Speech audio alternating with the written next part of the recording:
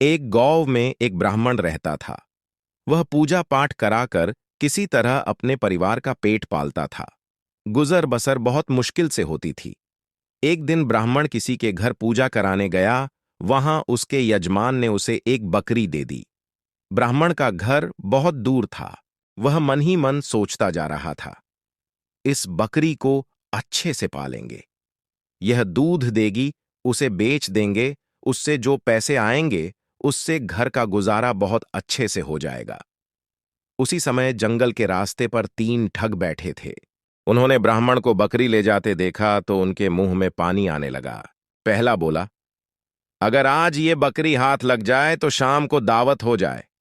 दूसरा बोला, ब्राह्मण ऐसे तो बकरी देगा नहीं, कुछ तरकीब लगानी पड़ेगी।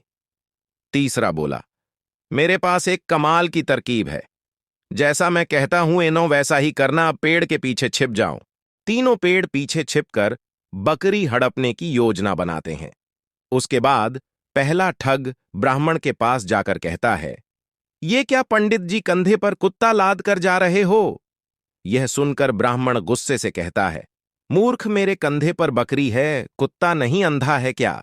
यह सुनकर ठग हंसने लगता है।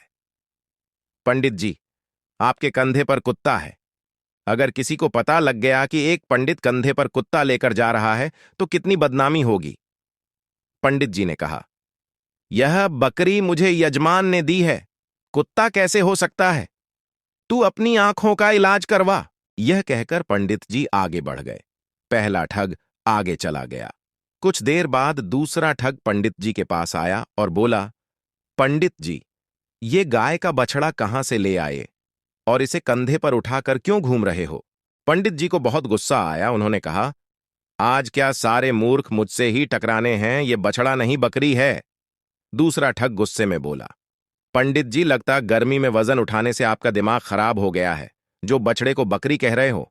यह कहकर वह भी आगे चला गया। अब पंडित जी सोचने लगे, पता नहीं क्या बात है, पहला आदमी इसे कुत्ता कह रहा था, दूसरा आदमी इसे बछड़ा कह रहा है।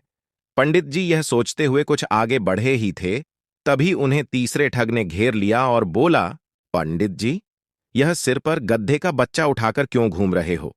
कैसा जमाना आ गया है कि पंडित भी गधे को सर पर रखकर घूम रहे हैं। यह सुनकर पंडित जी ने कहा, तुझे बकरी गधा दिखाई दे रही है, इसमें मेरी क्या गलती है? मैंने तो बकरी उठा रखी है, वो भी सर पर नहीं, कंधे पर। यह सुनकर तीसरा ठग हंसने लगा और बोला, पंडित जी, गधा सर पर हो तो दिमाग कहां से चलेगा? लगता है गधे का असर दिमाग पर हो गया है, जो गधे को बकरी बोला रहे हो। यह कहकर वह भी आगे चला गया। उसके जाने के बाद ब्राह्मण ने सोचा, कहीं यह कोई पिशाचिनी या भूत तो नहीं, जो सबको अलग अलग जानवर के रूप में दिखाई दे रही है। मैं इसे घर ले गया तो मेरे घर में मुसीबत आ जाएगी। यह सोचकर ब्राह्मण ने बकरी को कंधे से उतार दिया और वहां से भाग लिए। उसने सोचा, कहीं पिशाचिनी मेरे पीछे न पड़ जाए। उनके जाने के बाद तीनों ठगों ने लपक कर बकरी को पकड़ और शाम की दावत की तैयारी करने लगे।